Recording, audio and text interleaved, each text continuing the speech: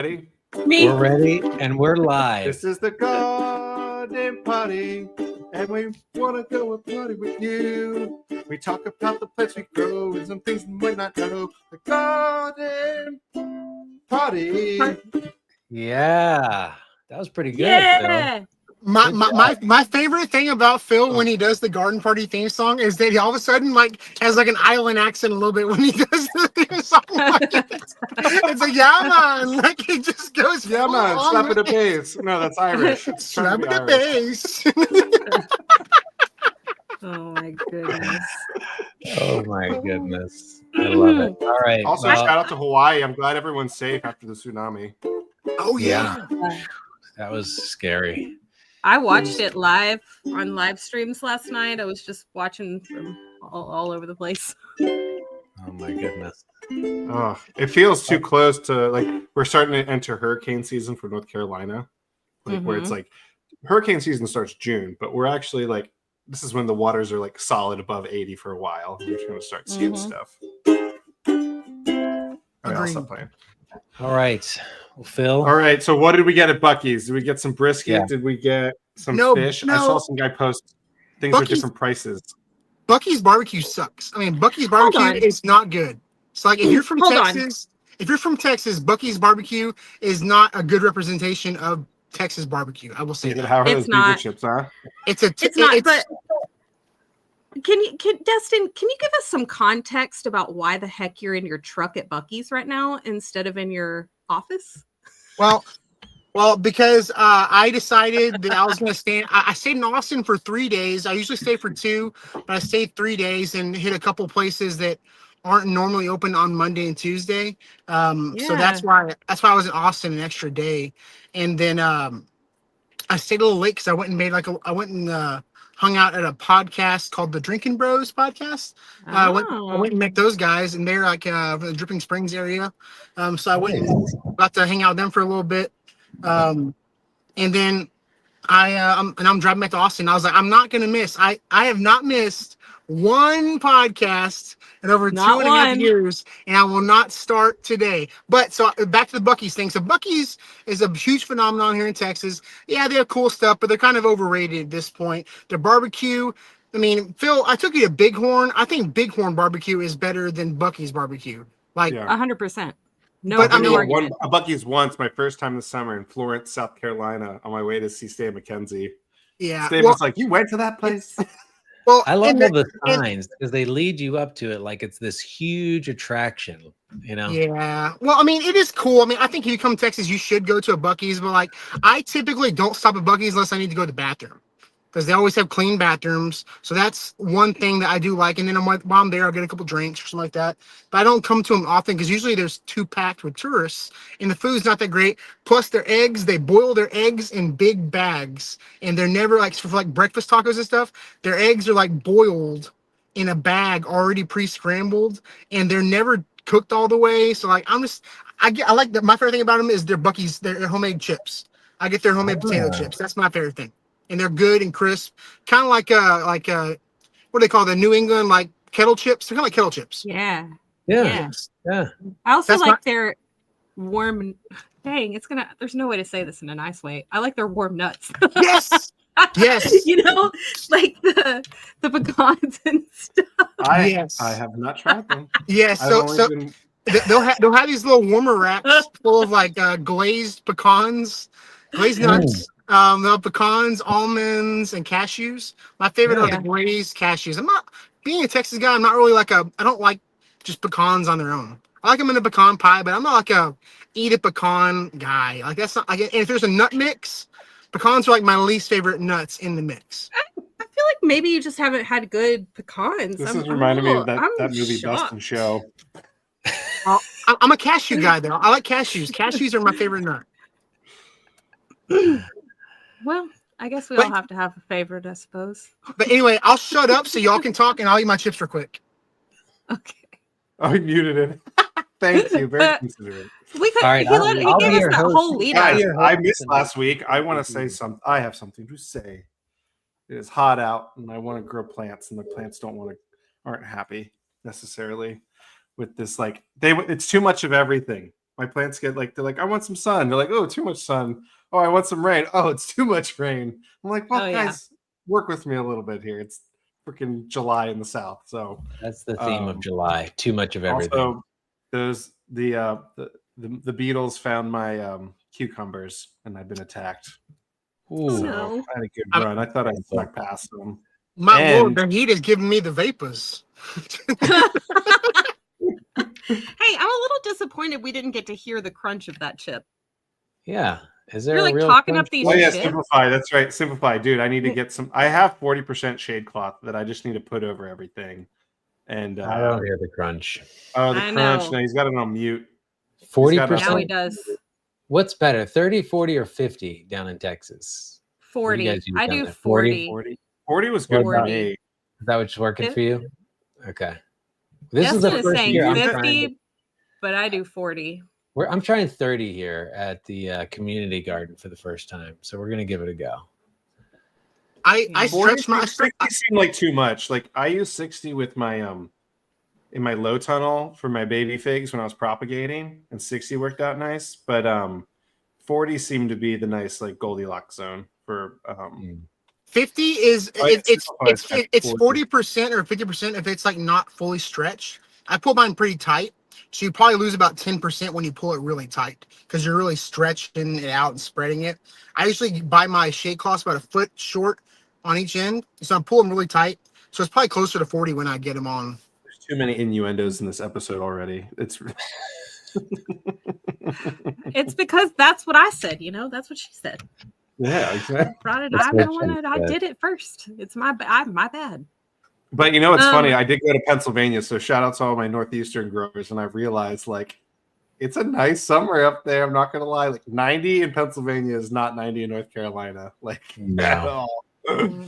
Growing up in Oh. Maryland, it was so nice. I remember summers in the 80s. You'd rarely get into the 90s. It was beautiful.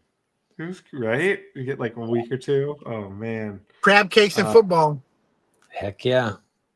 But then there was 6 months of like possible snowfall, right? Or snow for like a good solid month or two of it. No, we go skiing all winter. So trade-offs, right? Because I'm happy to be back home with the family, back in palm tree country, right on the beach. Nice. And fortunately, like I got a lot of figs. My LSUs have been putting out for figs at least, which I've been really stoked on. Because like we didn't have, and Josh, you may have not made this cusp, but here in Wilmington, we didn't get a late freeze. Like usually we'll get one like March 31st. We never got that. And my figs just got the coast through from like March 13th on. Wow. And I lucked out. So like all my like this is really early for me to have everything popping in July like this. Maybe in Texas it's more normal because Destin, I see you pumping out figs already. A lot of my Texas community pumping out figs, but figs really like even the Celeste for me here is generally like coming up now, and we're a good 3 weeks ahead of time for just about everything. Wow. All right, let's go around the horn. What's the best and worst part of July so far? Phil, you're already giving your best part of July. What's LSU? What's the best? What's the worst, I guess? Me? Yeah. Oh, the pests, man. Yeah, worst. Because like your plants get stressed and then they get vulnerable, and then like my okra is covered in aphids, and then the beetles got my cucumbers, and those are like shots to the heart right now in the middle of summer. Are they eating up the leaves? What are they doing to the cucumbers? They're all over. Oh, the cucumbers. Oh, Yeah. they're boring in and they're scooping out. Oh, really? Yeah. I haven't had those. Ugh, that's painful. It's painful because you get so excited and you're like, where the heck did they come from? You know? Ugh. Anyway, I think I'm going to go another round. But I'm doing succession planting too. And so like a lot of my okra that's popped up was where my bush beans, my string beans were. And so after after the okra, I just put in those like starburst squash. Yeah. So I did around those. We're going to The come patty pan? Are they patty pan? Okay. And then I'm going to do another round of something. And then where all my tomatoes were is just like a dream come true because I eat pesto so often. Just a bed of basil. Just amazing. You go out there, you just like rough it up and you smell it and you're like, this is awesome. Do you eat basil after it flowers? Like, does it change flavor like other things gets when it bitter. flowers? Or okay, It gets bitter. Actually, if you talk to like Italian, you get the like Ligurian basil. They want the baby leaves. They want the like subtle, soft, little rounded lobed leaves. Where in reality, and then once they get into the heat in the summer, become more resilient. They enter more of like that bitter, mintier. They are in the mint family, right? So like they enter more of that minty flavor phase, but they still make awesome pesto. And I make my pesto with walnuts, and because they're just more affordable than pine nuts. Nice. That sounds good. All right, Des, what about you? Best and worst part of July? What are you feeling right now in this heat? Okay, so we all know that I had the large sadness earlier this month. So that took me out of the garden for like a couple weeks. And I've been dipping my toe into getting back out there just as we're starting to have 100-degree temperatures. So yay. And I noticed that in my absence, I had been out there watering, but I hadn't been really like looking hard at things. And I ended up with a ton of mealy bugs again. And so I am taking out tomatoes at this point. So that's my game plan for this weekend. My sister is actually about to have her 4th baby. So I may have to run off this weekend, which may kind of mess my schedule up a little bit. But really, all in all, I have to say that in Austin, we have been having one of the most beautiful summers we've had in a long time. We've had a ton of rain. The overnight temperatures have not been getting up to like 90 degrees. And so it's cooling overnight. And this morning I woke up and it was like 75 degrees in my chicken coop, that's almost unheard of. I opened the door. I was like, wow, this is like air conditioning in here. And so it is getting like up to like, I think it was like the real field temperature today was like 100 and something, but it's not as oppressive, which is nice. And as a result, I've got like a ton of butterflies and flowers and, my herbs are all really thriving. My tomato plants are starting to produce again, the ones that I don't have to rip out, that is. So really, I've just been trying to enjoy it while I can. Now, do you rip out your tomatoes or do you prune them back and let them flush out again? I will. There are a couple of them that I have to take out because they are so covered in mealybugs. I don't keep things that are overrun with pests. It's smarter to just remove them than try to control them with like a chemical or manual removal or squishing if they're like pretty dense.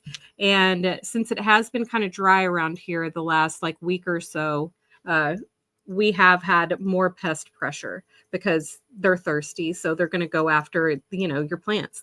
They want that green oasis that you have growing. So I'm just going to remove those, but I do have plans to go and buy some new tomato starts because I do not have time to get them started on my own this year. And I guess I'm just going to go ahead and tell everybody. I'm going to tell you guys. I have registered for my courses and I will be starting college in August. Wow, that's huge. Yeah, that's awesome. I'm really excited about it. I am pursuing a bachelor's of science in plant and soil sciences with a focus in horticulture. And I'm going to be going online. And Vikram, Plant Prof, has known about this for a while now. He's been helping me a lot with it, and I really appreciate his help.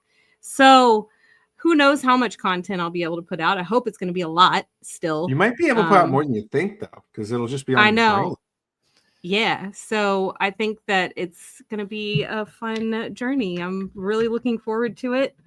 And also, I'm nervous. And I didn't want to tell anybody about it until I was 100% sure because I was like, am I going to back out of this? Guess what? We're going to tell the whole internet. You sort of went public tonight. So. Well, yes, congratulations. That's so exciting. Thank you. I'm excited for your journey into higher education academia with plants, your favorite thing. Well, thank you. You're already I've been wanting to gardener, do it. So yeah, just goes in line. Yeah, and I think this is going to put me in a good position for my encore career because I don't. Not only do I not want to, but I cannot do hair for my entire life. And coming up on that like 20-year mark of doing hair, and I'm just ready to put some positive growth out there for the future and hopefully take my garden educating further in life. So I'm very excited about it. Love it. So anyway, Soon cat's you'll be out of the bag. Prof. Des. Oh, I don't know about that. Prof. Dr. Des. I'm really excited. Thank you guys. Everybody in the chat is thank you so much. Look at that. All right, so you're gonna have to drop like everything you learn as you go. As you go along. For your Oh my audience. Like, gosh. can you believe this? And then hold up the textbook. Yeah, for real. Except like the first couple of things that I'm doing are not really, there's like one plant specific thing and then the others are core classes. Because I had some college, credits that would transfer, but going to like going to school to become a hairdresser, I mean, it's like a 2-year process, you got to do schooling for that or whatever, but it's so intense. And then you're building your clientele that I didn't go back, I'm excited. I think everything in the universe is kind of like gelled to put me in this spot finally. And I'm excited about it. So thanks. And you did it too. You worked with the universe. I'm trying. Sometimes she just You have to take smacks me around. chemistry and all of those things. Say what now? You have to take prereqs or like core classes like biology and chemistry. Yeah, I will. Yeah. But I'm looking forward to that. Like, I love anything science related. I am such a nerd. I've been nerding out about the tsunami and stuff and the volcanoes and the Pacific Rim for the last 24 hours. I've been down deep in the rabbit holes. We could go down that for sure with geology. Oh, yeah, I know. You got this. You got this, Des. We all believe in you. Destin, I know. Biology is fun to get into like your lipids and aminos, and then you get into like meiosis and mitosis, and then you get to like talk about all the fun stuff. Mm-hmm. Speaking of nerding out, Bugology. All right, Destin. What's going on in July? Best part and worst part. Tell us. Well, first I'll start off by saying, Des, we're so proud of you. We are so happy that you're taking your career to the next level. We know how passionate you are about plants and wildlife and everything like that. And so we're just so happy for you, and we're here to support you. If you ever need anything at all, you let us know.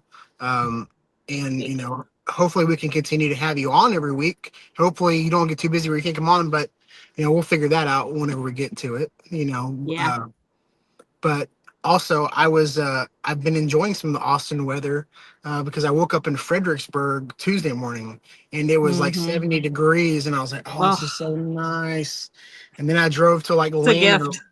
I called myself the Texas garden guy, but I've come to I've discovered that I've only spent so much of my time in the Gulf Coast, and Texas is such a large state with so many, like eco zones, whatever we call them, and I got to experience. Yeah, I got to experience a bunch of eco regions this past week. Drove to Llano, Temple, Belton. It's getting to see Texas has like mountains, like hills. Yeah, we do. Hills. It's pretty wild.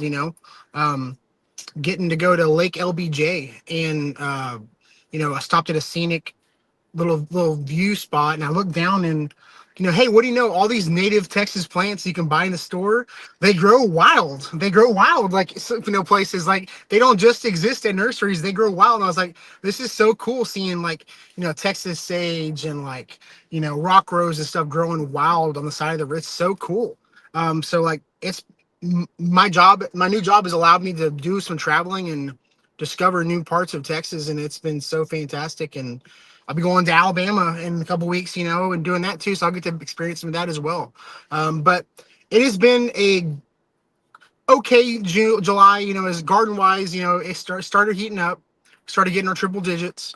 When that happens, the pests hit, we had real bad white flies, to the point where when I was going around on my tomatoes, they're little sap suckers.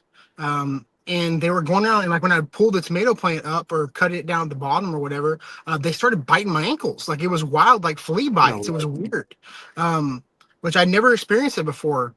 I was cutting them up in smaller pieces to put them in my compost pile, and they're just nipping at me. And I was like, this is nuts. So I had to get a little extreme with the insecticide. I'd use some stuff not so organic to handle that, because not only was it going after my tomatoes, it was going after my Texas sage, it was going after my hibiscuses. It was literally in every plant you could get sap out of, they were sucking sap. So I had to, use something a little less organic than I would like to use. But it solved the problem, and I saved some of my plants.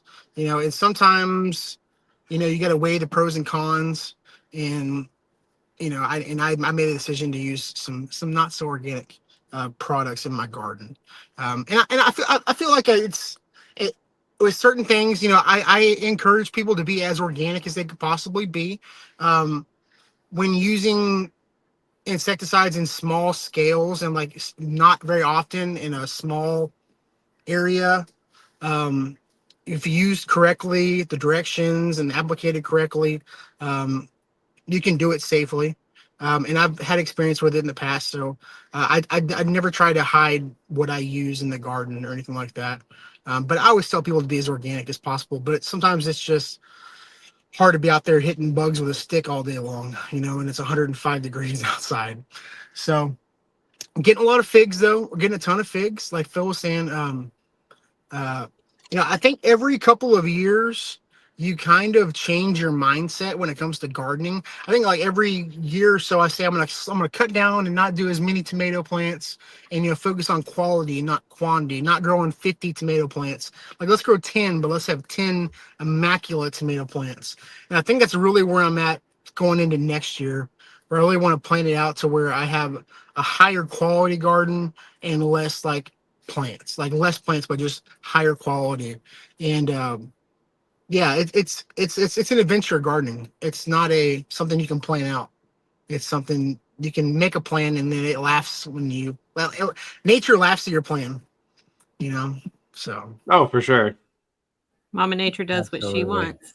Especially if you try to anticipate it. Yeah. There's definitely some garden agility when you hit times where you're like, this isn't working. We'll try this. Sometimes the chaos gardening will sneak a W in there for you.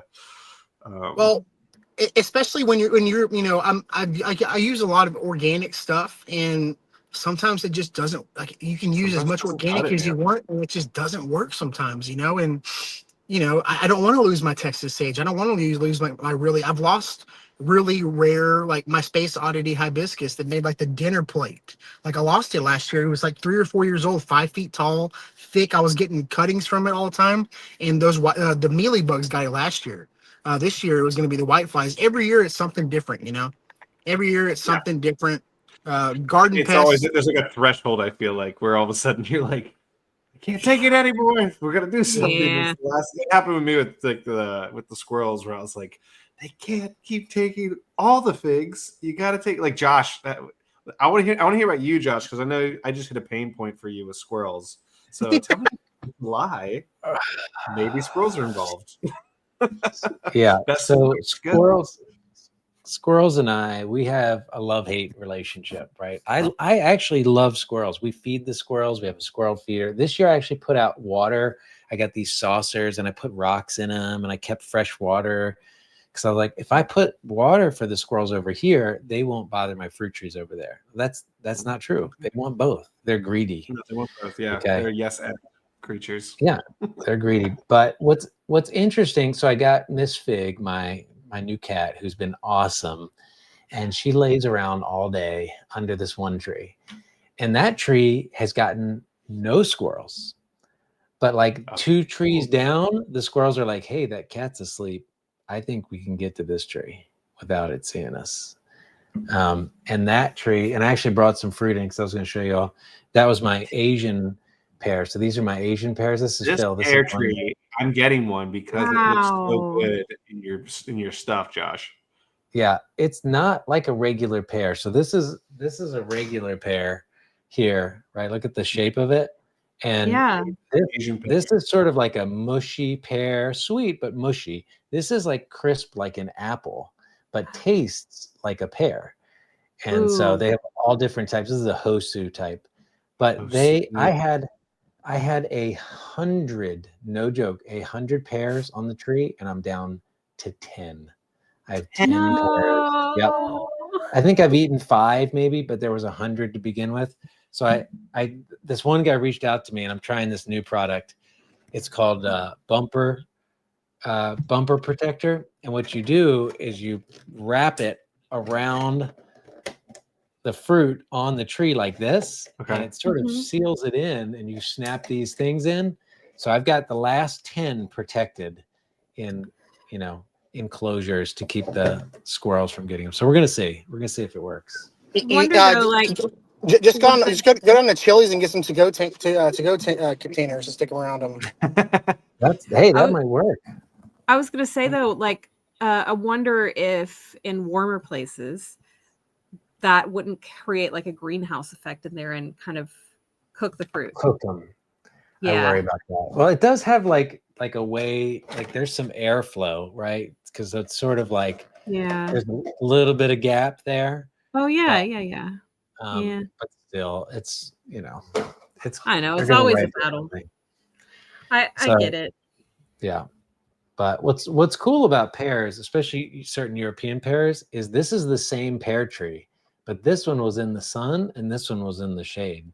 Oh, so you actually it changes the color. It puts like a blush red on whenever the sun hits the pear. It's pretty neat.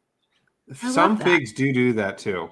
Like their Smith fig will do that. Borges oak grease will do that, where they just, if they're hidden, they may not get a full purple, but they'll get purple blushes on green skin. I love the two-tone of it, but it's nice to know what kind of pear was that. Is that like a Bartlett? Yeah, this is an Ayers pear.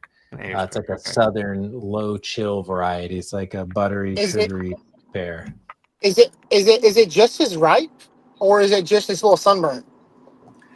No, it's the same ripeness. So there's no difference between these two in terms of ripeness. In fact, you pick these off the tree when they're slightly firm, and then you sit them on your counter for a week, and then they start to soften up, and then you eat them.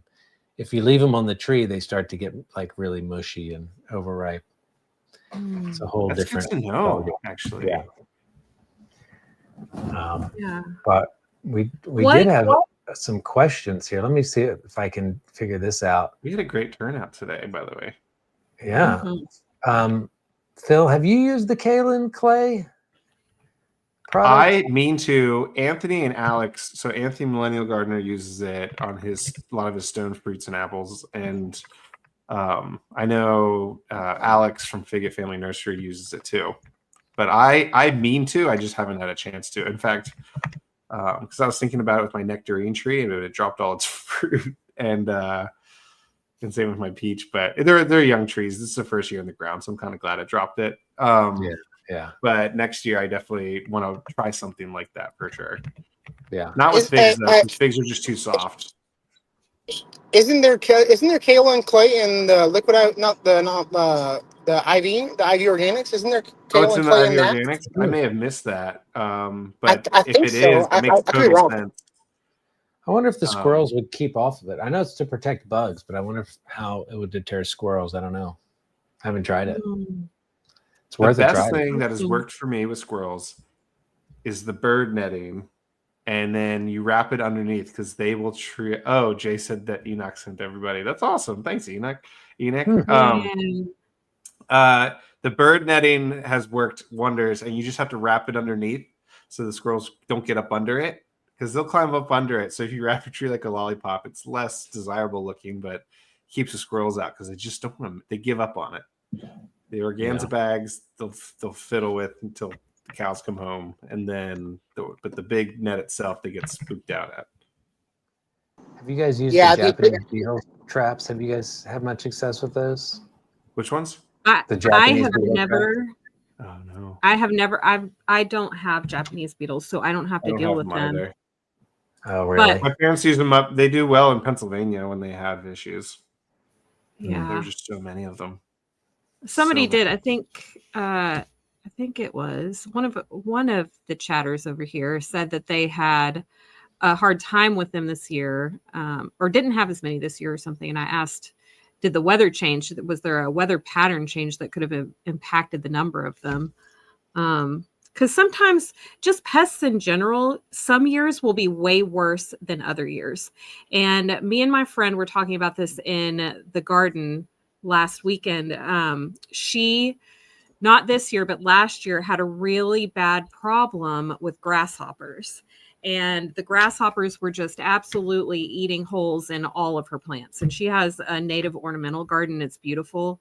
And, so she really doesn't want them to be going after her plants. But I wondered, because we had been in such a severe drought for a couple of years, if perhaps we were having more of a grasshopper problem because maybe the wildlife that usually eats them were not as available to take care of them because of the drought. And this year I'm noticing a lot of grasshoppers, but I've also been noticing a lot more birds that have been carrying off the grasshoppers. So I'm seeing a lot less leaf damage as a result.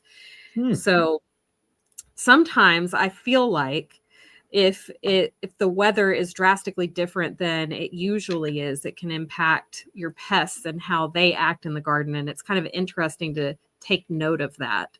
So perhaps the Japanese beetles didn't like the weather pattern this year. Yeah, it's like every year there's different pests for different seasons. Yeah, I was going to comment on the Japanese. So I haven't experienced any Japanese beetle where I'm at, but I've watched some videos, like Stony Ridge Farmer up in North Carolina. I think he's in the Asheville area. But they work off of hormones or pheromones or whatever. So if you do encounter Japanese beetles, don't smash them like on the fruit or on the tree, because that just attracts the other ones to come to exactly where that one was killed. The Japanese beetle traps. Yeah, the Japanese beetle traps release a scent, and it attracts the beetles to all go into that trap and drown. Interesting. Yeah, and so if you see them, don't kill them.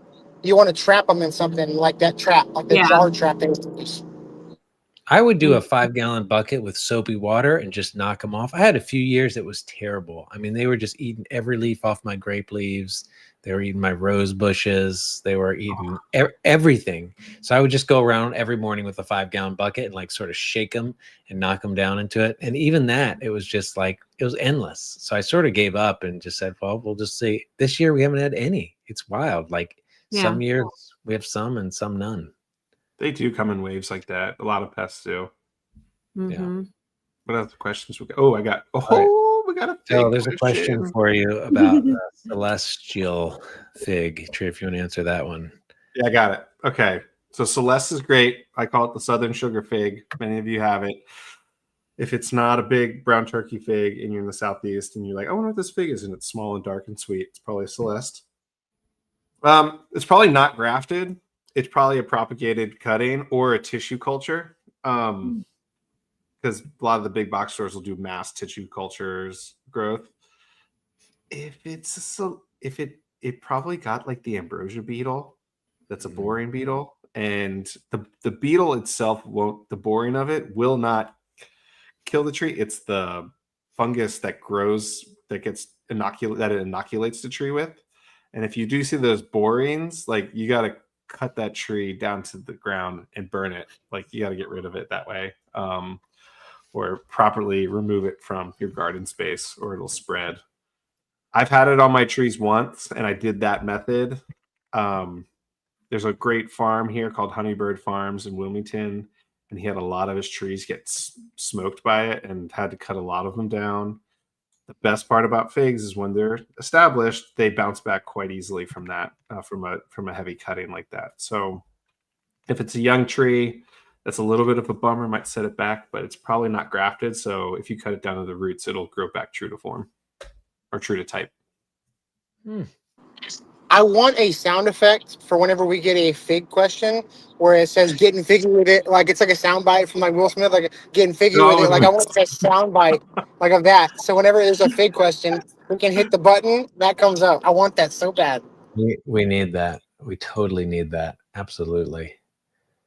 All right. What are the fig issues that you're experiencing right now? Like, what do people in the midst of summer when figs are ripening? Like, what are the things people need to think about? Oh, you got to think about water uptake, right? Because we have this fine line you dance in the South where you don't want them to overheat or not have enough water, but when it pours, it's almost too much water for these ripening figs early in the year. And so you start getting all these like ruptured figs. And for me, like the best strategy I've had, honestly, has been the varieties that I'm growing. So like focusing on the ones that are good for the South and the humid climates. It's not to say like you can't grow the other fancy ones that people say like, oh, it'll like rupture here. You can still grow those other varieties because they ripen later in the year. And so if you have a long growing season, like here in North Carolina, a lot of our humidity kind of dissipates end of September. And that's a great time for figs again, for your like Figo Preto, which Black Madeira, Col de Dames, a lot of these other fancy varieties that'll ripen for you later in the year. You won't deal with the same humidity. So I really bank on, and I said this in a few of my Instagram videos, where I focus on these LSU varieties, which are all bred from Celeste. And Celeste has such good tendencies to do well in humidity. Not guaranteed, right? And then even some of your hardy Chicago types will do well too when they grow back. But yeah. You make it sound so easy, Phil. I have figs, and sometimes my figs don't like ripen very quickly at all. Like I've had ones where there's been figs on it for months, and it's like they're just waiting. They're waiting till it's like there's like a certain amount of set time. They need at least like 45 days or so with a fruit set before they feel comfortable to be like, you know what, I'm comfortable. I'm going to ripen these. Because you'll see them get stressed, and then they'll be like, you know what? I'm stressed. I'm going to abort these figs and just drop them. And it's so frustrating. That's definitely like I found my Goldilocks zone is making sure they're fertilized like every so often, unless they're in the ground and they're healthy, until about midsummer. And then they can kind of like coast the second half of the summer, making sure they're happy, healthy. Makes sense. I was going to say, like, yeah, I mean, all the figs that I put like in the ground or in raised beds, I'm noticing like how much faster they grow and how many more figs they grow. Like if you got a fig in a pot and like you're having issues like with it the pot drying out so quick, if you can put it in the ground, put it in the ground, because like after a year, you almost don't have to worry about watering it or doing anything to it. They're just like bulletproof when they're in the ground, man. It's I went out to Froberg's and saw some of his giant fig trees, and they were only like 2 years old. Like it was crazy, and I was like, yeah, man, if I had some more land, I'd be putting more in the ground because they just take care of themselves after that. And guys, like I hope everyone watches. I literally just pumped out before we started my Canva thumbnail for YouTube. But I was in Pennsylvania. My parents have fig trees that are 8 years old, and they're only 4 feet tall because they keep them in containers on their patio. Wow. And they send me the cuttings, and one of them means a lot to me because I bought it from Joe Morley, who was a man that brought a lot to the fig community in Boston, of all places, and brought some figs over when he came to America from Italy. And he introduced White Triana to the fig community, and it's still like a great growing variety to this day, and a few other varieties.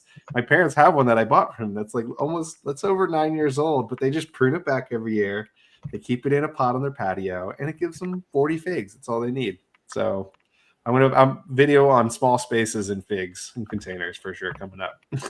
I can't wait to see that one. That's awesome. All right, we have a question on fruit tree thinning and pruning this month. So I'll speak to this one. So right now I'm actually going through. It's almost too late to be thinning at this time. Like you really need to thin like end of June, beginning of July. Why is that? And the reason is you have to thin it before the fruit get too big. Otherwise, it's sort of like wasted. So I shoot for after the June drop, but about golf ball size. So if I go thin fruit now, like even if the fruit's ripening in a month, you've wasted all that energy you put out on these fruits that you're just going to thin out.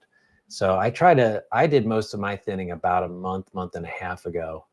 But in terms of pruning, things that I've harvested, I'm already doing summer pruning on. So I just summer pruned some of my plums, and it's pretty severe. Like I'll cut back like 3 feet off the top of those so that, they're going from like 11 feet down to 8 foot tall. That's a lot.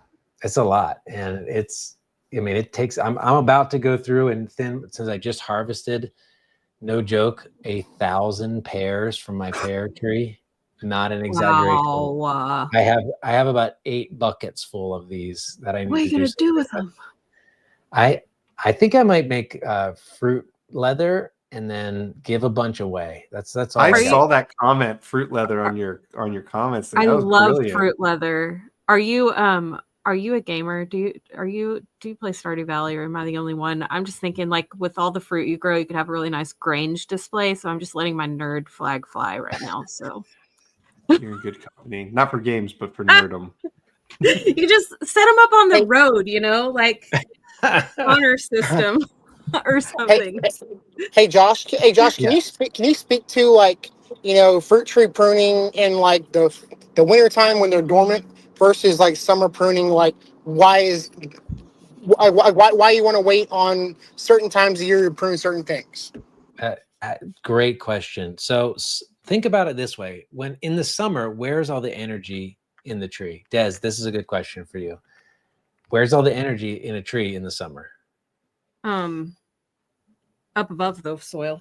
Yeah, it's all up above the soil. So if you prune in the summer, you're actually reducing the vigor of the tree because you're reducing the energy. But in the winter, it's below the soil.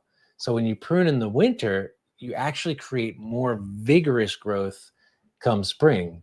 So if you were to prune every winter versus every summer, you'd have a completely different tree. So I do winter pruning for thinning cuts, meaning like crossing branches and like overcrowding. And then summer pruning, that's when I do my heading cuts and reduce height because it slows down the growth of the tree. And then if you do it in the summer, it gives it enough time to recover before the fall to where that new growth is going to die off if it was done like late in the fall. So summer pruning for height, winter pruning for structure. And that's the key. Because if the other part of it is if you winter prune too much, you're cutting off all the fruit buds for the next year. So you're not going to get fruit if you just head the whole thing back for most types that bear on previous year's growth. Not like figs. Figs, you get growth on. No, but I do that for blackberries. Not all of them. It's like what are the two canes? Floricane and but blackberries are the same. Primocane, yeah. Primocane and floricanes, right? So primocane's new growth, and sometimes a lot of blackberry varieties, unless they've been adjusted, won't fruit unless they're on the floricanes, and so you have to get your bramble correct, right? But I didn't know that about a lot of your other fruit trees that you grow, like your pears and apples and things, that they're on second year growth. Yeah, some of them, like you have to, and you want to prune in the winter before they flower. Yes, exactly. Right. Yep. This takes me. This is a good jumping off point to also say that the reason why they talk about transplanting or planting perennial plants in the fall is because of what Josh was talking about how in the summer and active growing months, your plants are putting a lot of energy into upward growth, anything above the soil. But in the winter months, people will see a dead plant and they'll think, oh, it's dead. But actually, it's putting a root system in the ground. It's growing below the soil where you can't see it. So if you start your perennials in the fall, you put them in the ground in the fall, they have the winter months to also establish, so they come up stronger in the spring. So that's why it's a good idea to start in early fall planting, perennials, or sometimes don't you plant some fruit trees in the fall? Yeah. Most definitely. Fall, yeah, definitely. They need those chill temperatures, right? In the South, you should plant in the fall in the South because the ground doesn't freeze that much. In the North, you want to plant in late winter because you don't want to put them right in the ground right before you get all that freeze-thaw cycle in the North. But in the South, fall's the best time. That gives you, like you said, the most growth down below to establish before summer stress hits next year. Right. And something that people don't realize is that a lot of fruit require a certain number of chill hours, cold temperatures, in order to set flowers for fruit. So that's why in some areas of the country, you can't grow like apples. Apples will have a certain requirement for being at or below 0 to actually produce flowers for fruit. So And your chill hours map isn't necessarily correlated to your growing zone map. So exactly. Yes. Well, and I think people should really temper their expectations on the first year you plant a fruit tree anyway.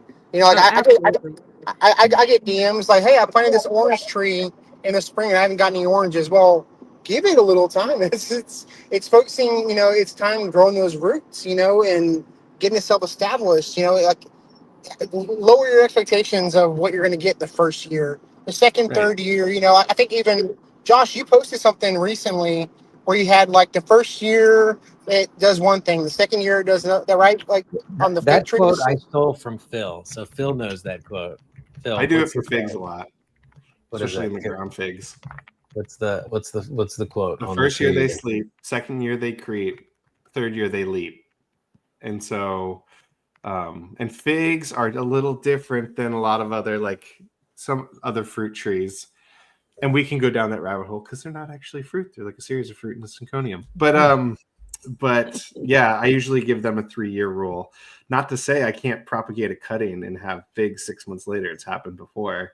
And I've had other ones that take 4 years or 5 years and they're just divas, you know? So it's a general rule of thumb, but the exception proves the rule.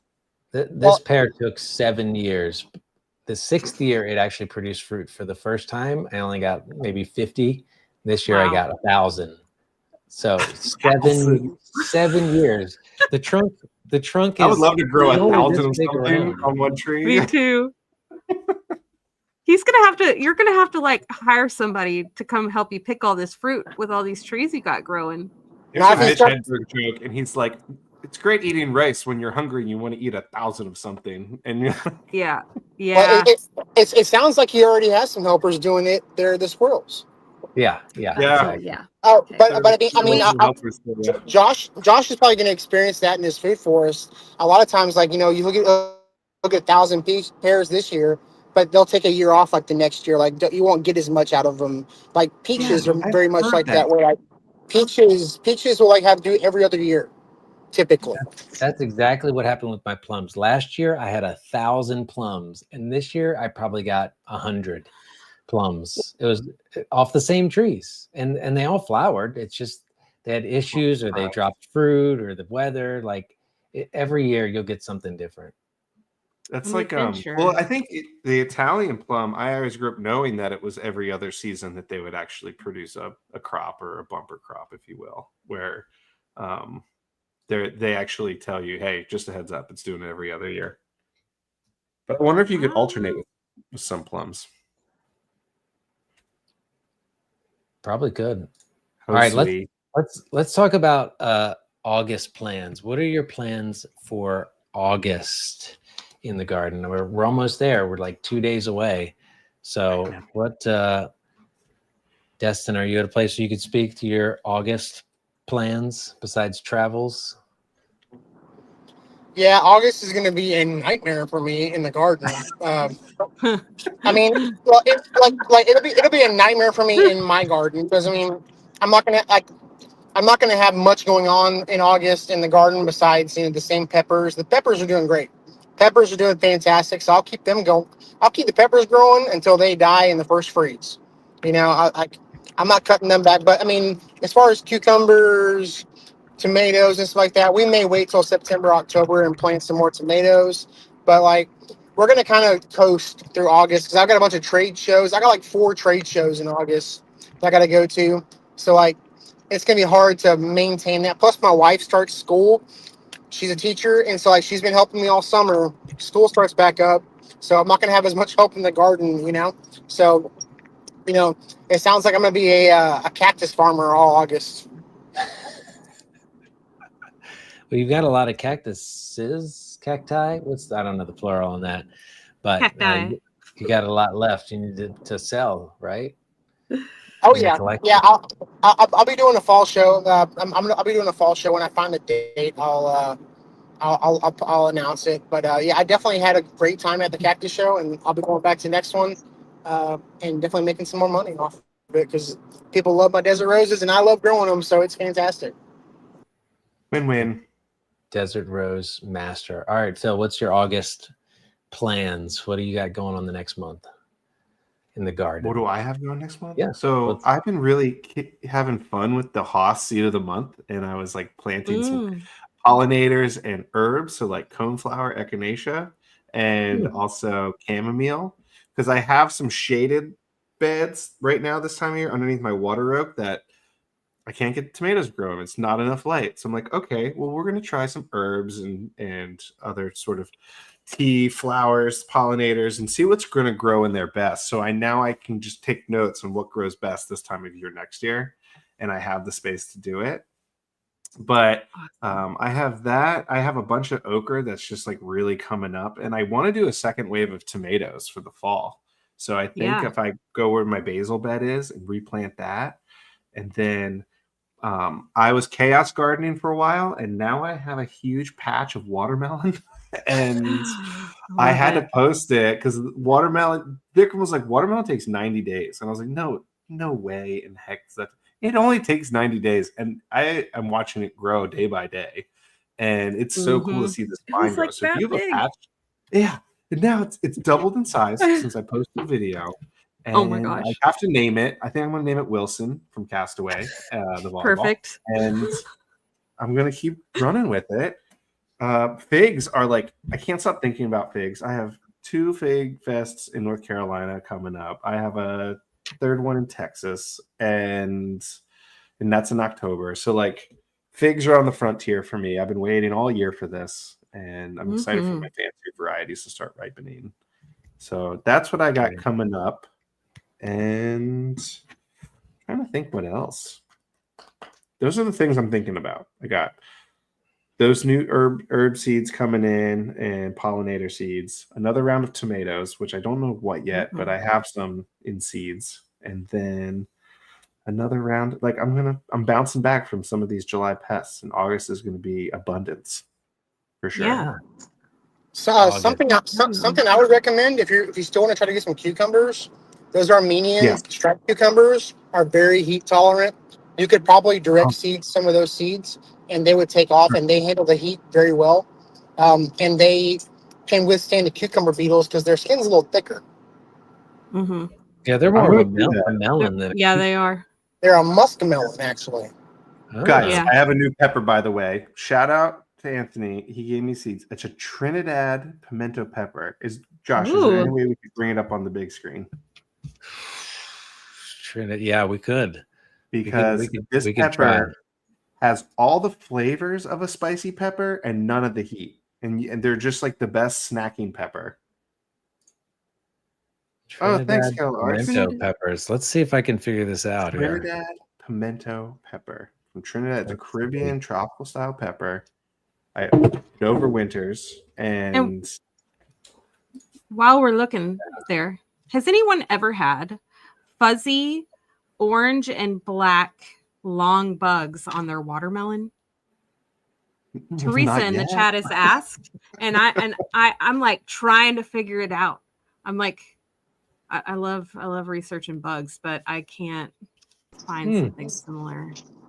I'd have to see a picture. Thank you for that recipe. That's what I said. I hope she sends me a picture. I asked her to. Because it could be a thrip. I mean, it could be a young version of like something else, like an assassin. Yeah. Phil, are these the peppers you're talking about? Are you seeing my screen? Did it work? I don't know. No. Yes, and how do we get the screen to work? How do we get it on the big screen? Push the present button down there. Oh, I need to add to stage. Okay. How about now? There it is. That's it. Yeah. Okay. Beautiful. These are delicious snacking peppers. They look like that. They're funny shaped, like out of Whoville or something. Funny. And they turn red under the canopy of the leaves. It's a beautiful tree. I overwintered it, and it just took off this year from seed. But it's delicious. I need to try these. These look really good. They're really good. I've got pimento, but they're like round. Beautiful. They're a little round ball peppers. So imagine all the flavor of a spicy pepper and then none of the heat. Maybe a hint of heat. Not even though. Oh, delicious. I love it. Pretty. Anyway, cool. Love it. Real quick, I wanted to answer Wickershire's question about figs. He had that one, and he had another one. Where is it? And I'm going back in time. Top 3 favorite fig producers. Can't live without. Only pick 3. Oh, can't do that. That's a tough question. Yeah, definitely a Black Madeira type like Figo Preto. I think Figo Preto grows a little more aggressive and in a good way and is more abundant. So if you can get like a Black Madeira or Figo Preto, like it's so good. Black Tuscan is in that family. Craven's Craving is.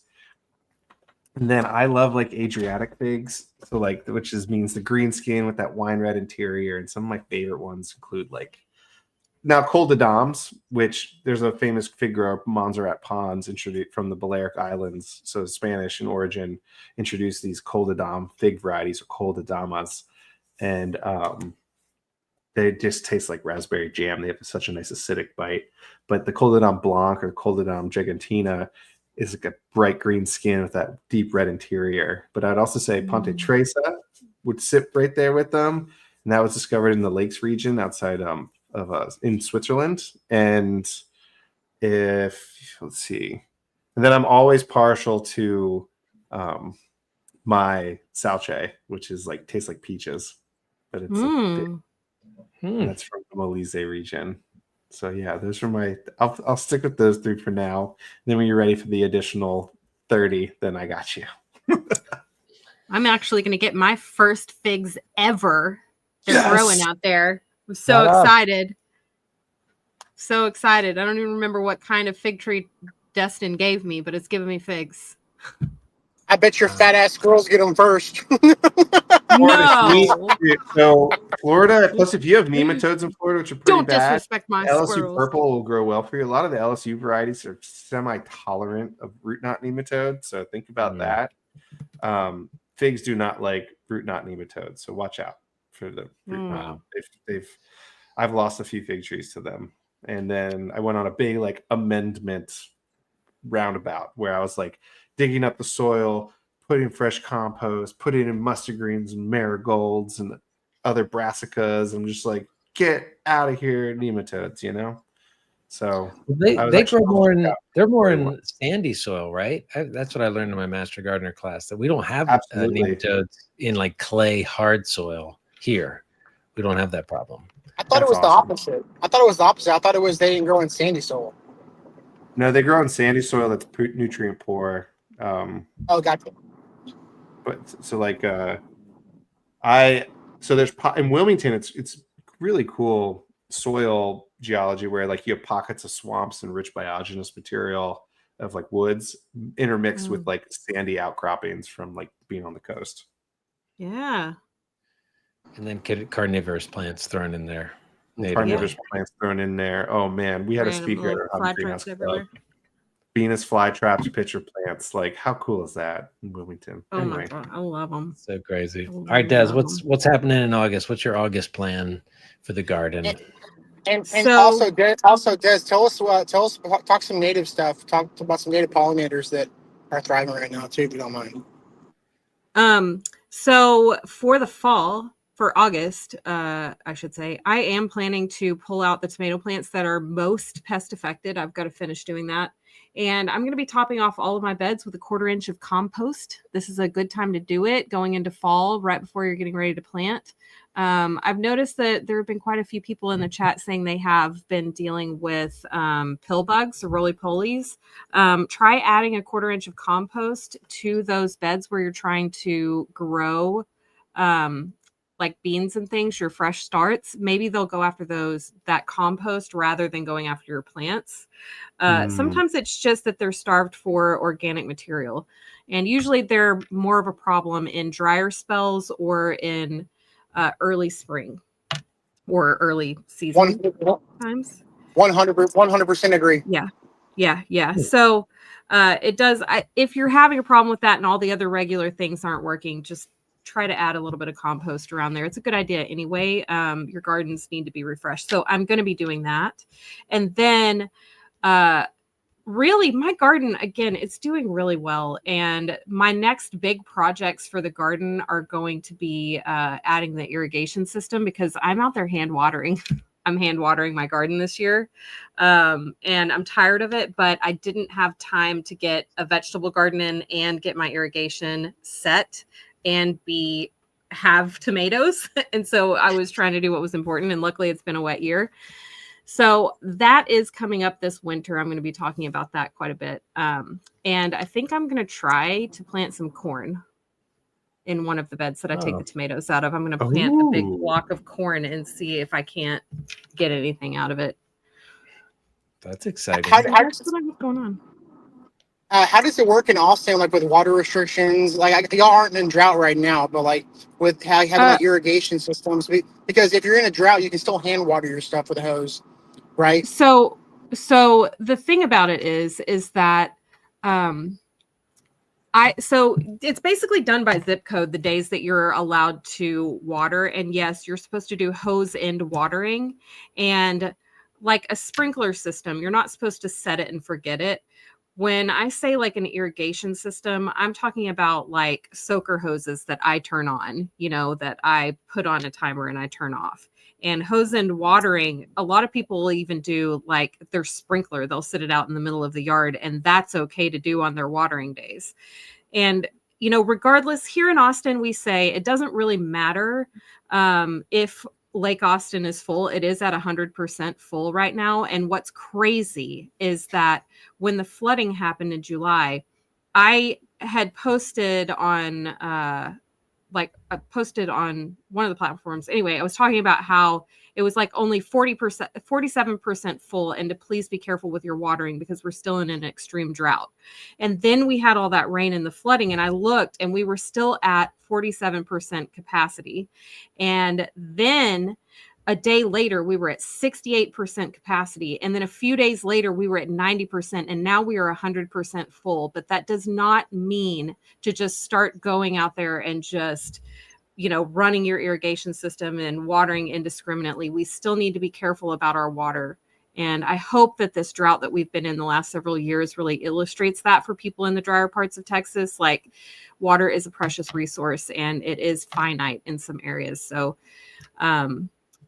I don't know if that answered your question, but yes. If you go onto the City of Austin website and you look, and you can do this for any city that you're in, you could see what your watering schedule is. And for us, you would put that in it's by zip code. So mine is Tuesday and Friday.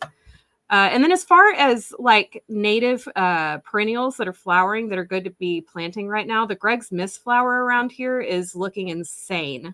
Like, covered in flowers. I've seen it in like some of the landscape, like the commercial landscapes, but also my friend, hers is going crazy. We counted 20 queen butterflies visiting it for nectar at one time, including bumblebees and honeybees. So if you're in the Central Texas area, if you're in Texas, consider planting Greg's Mist flower. It is a fantastic pollinator plant. It blooms in the spring and in the fall. So it's a really good plant to have around. So that's my big winner. If you haven't added that to your garden yet, I highly recommend doing so. You will not be sorry that you did. Greg's Mist flower. I don't think I've ever heard of that one before. It's a really cool one. I was at a place south of Austin this morning, and there was a bunch of rudbeckias, I believe. Oh yeah, the rudbeckia is beautiful. Oh, there was like a whole greenhouse of rudbeckias, and it was so beautiful, and the bees were just going nuts. It was awesome. Yeah, they love it. Yeah, that's it. Oh, that's so cool again. It's a really cool flower. It's a great landing pad for butterflies, and they love it. They love it. So if you have it planted in your garden, you'll definitely see them. Another great one that is a native for Texas to have is standing cypress. It is a really like frondy looking, tall, spindly plant that has tube-shaped red flowers on it, and the hummingbirds love it. They will visit it like crazy. It will come back year after year. And it's a good plant to put in the back of the garden bed because the lower things, and you can grow lower things in front of it. So if you haven't grown that, I recommend that as well. The guaras. The first year I'm growing guaras in my house, and I really like them. Guara is a great plant. It's a very highly drought tolerant plant to plant in your landscape. It'll come back year after year. It is also drought and deer resistant. It doesn't mind the heat either.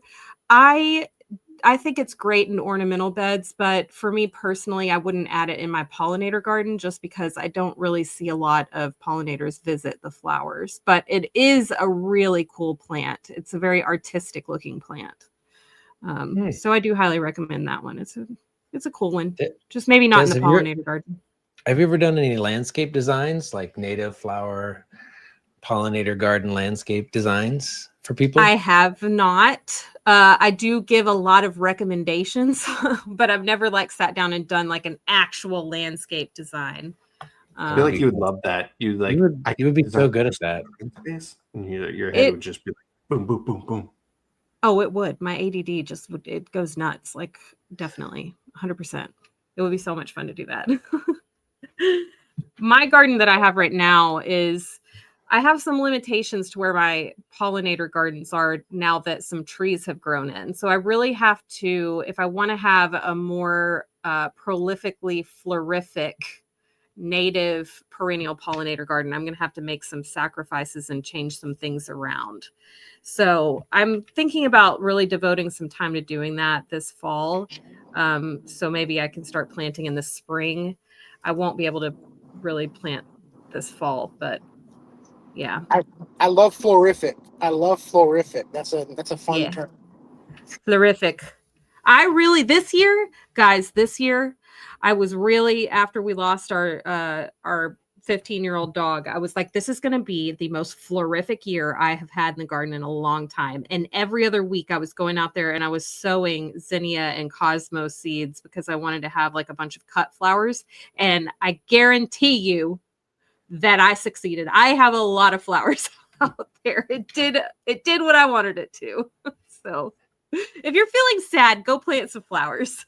I used to have this thing I would do, but until I really realized that sunflowers were allelopathic and would affect the plants around it, every single time it was a cloudy day, I would run out and plant sunflower seeds, because I don't know if you guys have ever noticed, but when it's really cloudy outside, if you have a yellow flower in your garden, they stand out like the sun.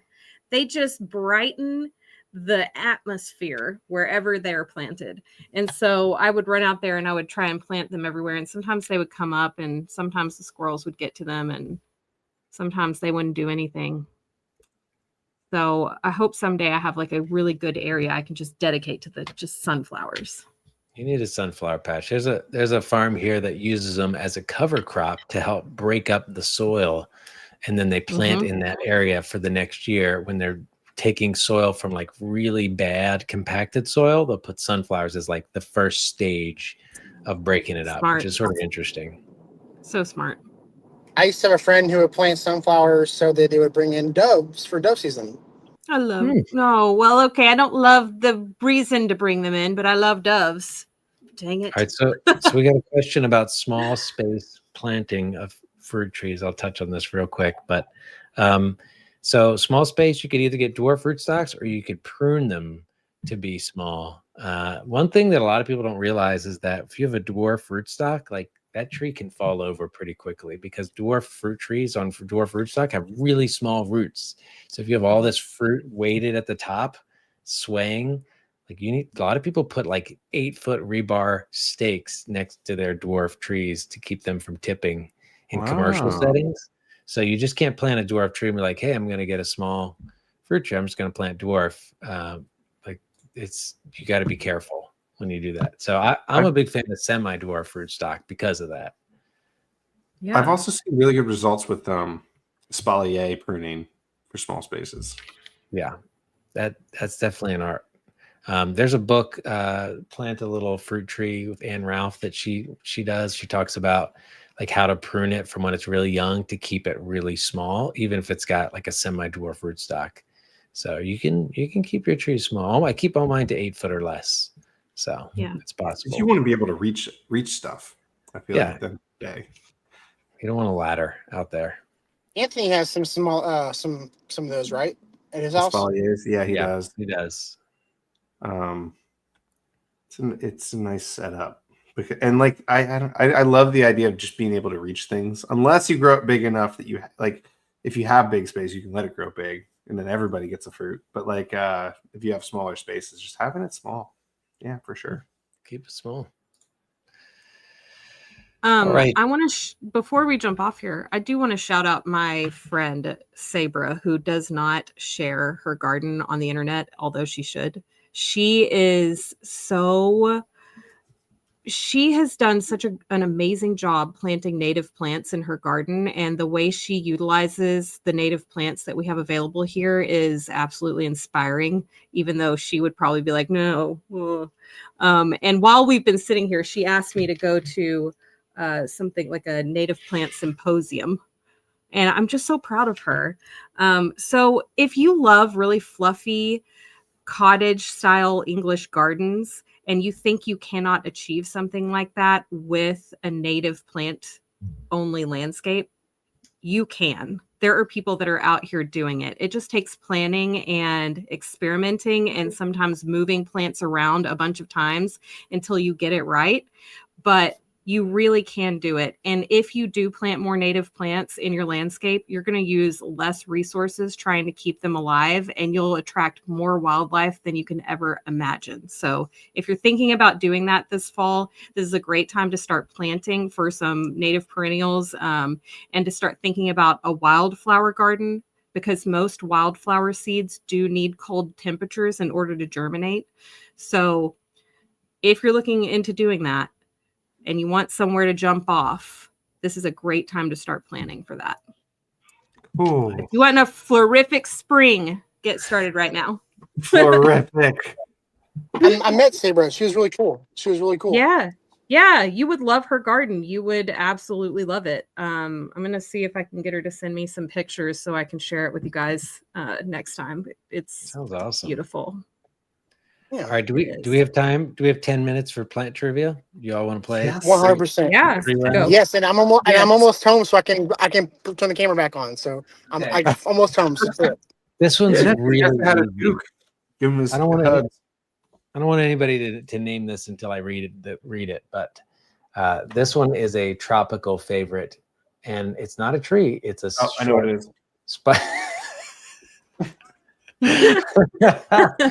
It produces a golden flesh fruit. I know what it is. But it's native to South America, but now you can grow it.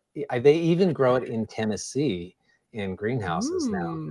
But what's really cool is you can propagate from the fruit that forms on the top of this spiky plant. All right, let's see if anybody knows what it is. I just propagated this. It's a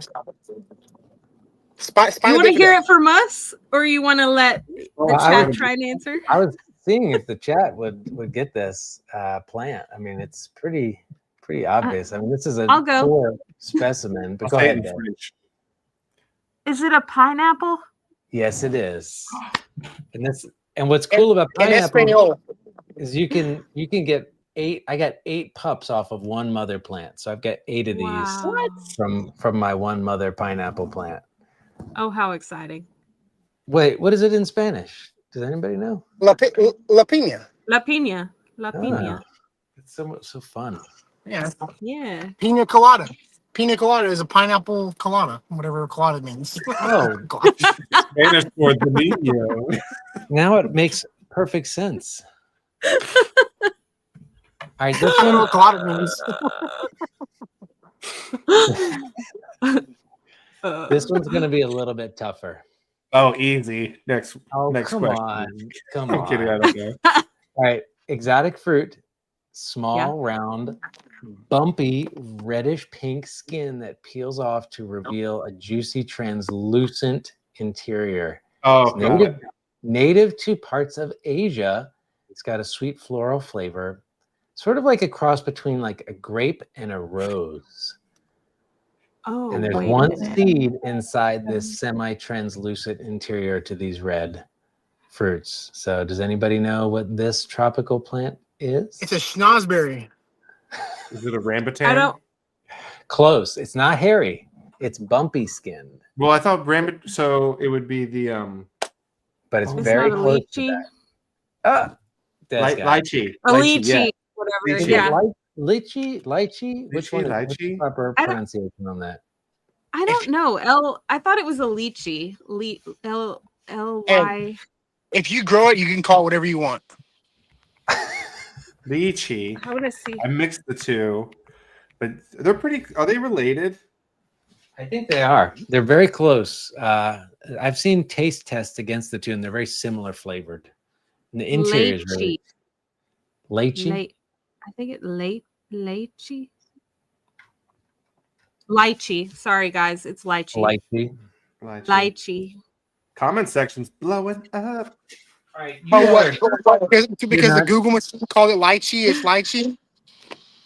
Lychee. Yeah. The Google it Translate. actually, my ChatGPT called it a Texas garden guy fruit. Oh heck. All right. You all are not going to get this one. I'm going to be honest. Show me those leaves. I'm just saying Okay. that out there. This is a challenge. Let's go. This is a fruit tree? This produces a fruit, and it is a type of citrus. But instead of wedges, it's filled with tiny pearls of juice. Some call it a citrus caviar. Oh, I know what it is. I know what it is. It's very thorny, and it goes from green to deep pink. And people use it to garnish seafood and cocktails. This particular one is a red variety. I know what it is. Justin, you want to say it? It's a finger lime. An Australian finger lime. This is the red finger lime. Those are hard to find, man. Finger limes in general are hard to find. I'm impressed. And Buddha's hands will grow very much. I thought it was a Buddha's hand at first. Because Buddha's hands have those little leaves like that too. And the Buddha's hands. Do you eat a Buddha's hand like a finger lime, or is it just zest only, really? It's all zest, bro. It's just like you. It's just like you. It's super zesty. I'm so zesty. Just call me Buddha's hand. All right, I'll show you. Plumeria. Oh, he froze. No plumeria for us. Here's the red Australian finger lime. Look at that! It's so interesting. Oh wow! It's I love fun it. to eat, though. You know, Pretty wild looking. Beautiful. It's beautiful. It's crazy. I love it. Caviar. I can't wait to get fruit off of it. Fruit looks like this, or lychee, or like. Yeah. Like how the adaptability? It's amazing. The show plants and breeding. Show the chat the lychee fruit, so then they know. The only reason why I ended up getting that is because my husband is so adventurous with food, and he took me to we used to go to this place that is closed now, I believe. I don't remember what it's called. A Filipino place, I want to say. I think it was. Anyway, they had lychee cocktails. Yeah. They're delicious. You can just like get them at the farmers markets in Hawaii. Ugh, I love them. I love the texture of them. I don't know. It's a very popular flavor in the Asian market for like drinks, so good. Candies. Yeah. The haichu. The lychee flavored haichu is my favorite. Oh, is it really? Oh, that was a big seed, though. Look at how big that seed is. It's kind of bitter too. Be careful, that seed's bitter. Are they related to cherries because they had that pit in the middle? I don't know. But it's going to be a long time till I get fruit on that one. That was grown from seed. Oh, wow. It's exciting, though. So I'm patient. So exciting. Guys, I just want to shout out the chat. It has been absolutely just going and going and going all evening long, and it's been so fun to see every single person's comments on here. You guys have been so engaged, and we really enjoy all the questions that you put in the chat. If we don't answer your questions, we're so sorry. I try to jump in there as often as possible and answer you guys, but regardless, just the conversation that everybody in the chat has with each other is so much fun. So thank you guys for being so engaging, and thank you for all the people that come back every single week. You guys are awesome.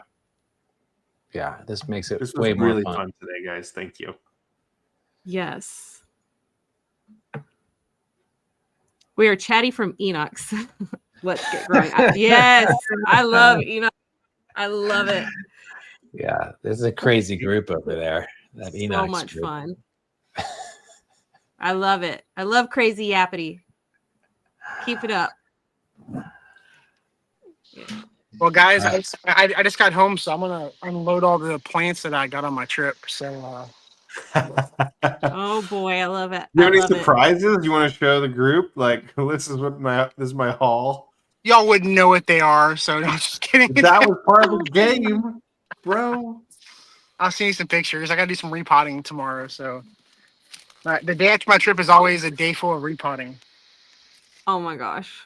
Well, I love it. That's crazy. Can't wait to see everything that you acquired on your trip. Tell Yeah. Ashley we said hello. She's right here. Hi. She's helping me unload. But yeah, no, I've been having a good time. Every time I go to a nursery, try to take a bunch of pictures and shout them out and support small businesses and stuff like that. So I've been trying to do a lot of that every nursery I go to, and they appreciate it and I enjoy it. They usually give me like a tour and show me like everything around. So it's been really cool. But thank y'all for putting up with me going live on the road tonight. So thank y'all so much. No, thanks for showing up. Yeah, thanks for jumping on. Yes. Wouldn't miss it, never will. We didn't even ask. Love I feel bad. We didn't even ask Josh what he's got going on for August. Oh yeah, August. Besides harvesting or processing 1,000 pears into something or giving them away, I'll probably put a big box on the street. We asked because you were like, "Oh, you got the pears, right?" Yeah, that's a big one. I mean, when you get that much fruit, like it's almost a tragedy if you let any of it go to waste. Like my wife's like, you can't save every piece, and I'm like, yes, you can. It has to go to good purpose. Like that's how I feel about it because you put your heart and soul into something. But I'm planting like a second round of peas and bush beans and cucumbers and squash right now. So I got to clear out some space, and then I'm gearing up. I've got like a lot of fruit trees that I need to put in the ground, and I don't know where I'm going to put them. I'm making new beds. I'm clearing trees and areas to plant in. So I do a lot of like felling of really large trees, which is sort of dangerous, like 100-foot pine trees. Wow. Yeah. Like quite regularly. So it's, that type of stuff, you got to get a buddy, you got to get somebody on a rope, and 100-foot tree is a lot to process. So, if you take 3 or 4 or 5 of those down, you got to cut them up, you got to cut the limbs, you got to either chip them or do something with it or burn it. And you heat your house with a wood burning stove during winter, right? Yeah. So I'm chopping firewood. I go through 2 cords of firewood every winter of wood that I split and harvest a lot of it, and it's a lot. Who needs a gym membership? Yeah, exactly. Yeah. So that's my yeah, I can't. Yeah. I don't have any. I don't know what I'm. You I had don't me know what Paul I'm Bunyan for my new workout routine this fall. Yeah. Nobody. So, I mean, Phil is the most fit person on this whole thing. Yeah, we know that's true. So it's like, yeah, there you go. I don't have tickets. I don't pay any admission fee for that. So that's my plan for August. Gearing up for fall planting, making space. Like that's one of the hard things. I have this orchard map, and I'm like constantly circling. Like, can I fit one right here? What about right here? Can I squeeze one in there? So, and then you're like, all right, well, I need more space, so I need to clear that way. Maybe I should draw this map to scale. So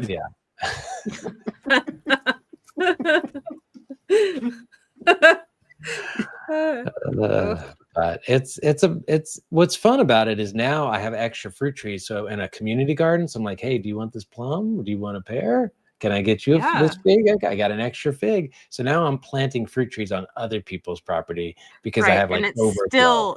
It's still not hoarding, and it's not a problem, and it's not an addiction. Exactly. Yeah. It's great. It's a great leasing people's space. Like you can have this fig tree. Also, can I have some cuttings when I need to get them? They're like, yeah, absolutely. I was like, great. Yeah. It's like a backup. Like, let me plant that here in case mine dies. So Yeah. You know. I'm just gonna go air layer this real quick.